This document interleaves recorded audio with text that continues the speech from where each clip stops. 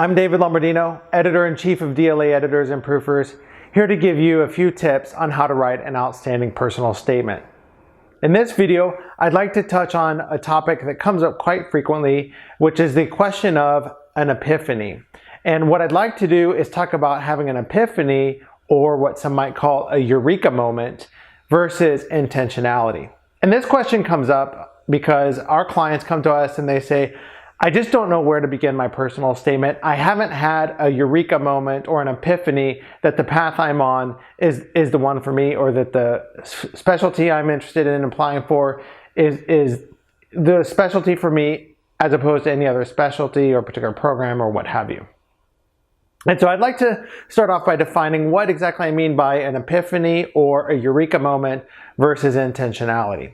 And so a eureka moment would be something like one key moment where all of a sudden the clouds part, the sun shines through, and you're like, man, this is the path for me.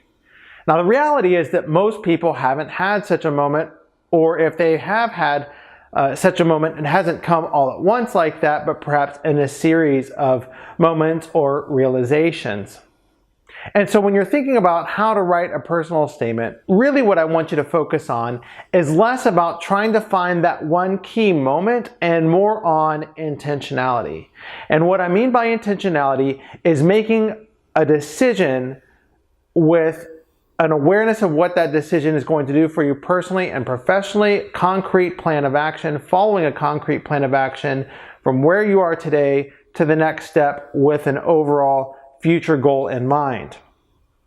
And so we don't really need to see, if you haven't had a eureka moment or an epiphany, you don't need to bother to say that in your personal statement. Similarly, if you do have a eureka moment or an epiphany, and you want to talk about that, that's great, but that can't be all of what your personal statement is about. Whatever you've got a starting point, whether that's an epiphany, like a big eureka moment, or a small one, and then the way you narrate your story is that you go from one step to the next. This is what I realized, about me or about my path, so this is the decision that I took. Then after that decision, I realized this, and then made this decision. So in other words, it's a sequence of realizations. And so in other words, you don't need to be concerned about if you haven't had a eureka moment. And on the flip side, if you have had a eureka moment, you need to be concerned about that eureka moment becoming too big in your narrative. In other words, dominating your narrative. And while it could perhaps play a strong force, you need to make sure that it's in balance with the other steps that you've taken. And so when we talk about intentionality and how to either include the eureka moment or narrate your story without a eureka moment, I'm talking about you want to do that with a clear sequence, a logical sequence. You want to show passion and desire, and you want to show that you are taking steps specifically toward the program or specialty you are applying for.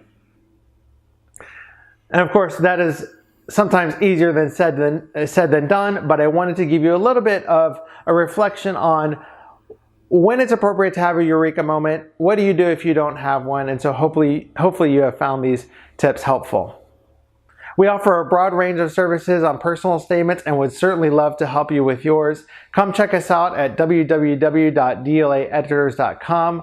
Once again, www.dlaeditors.com.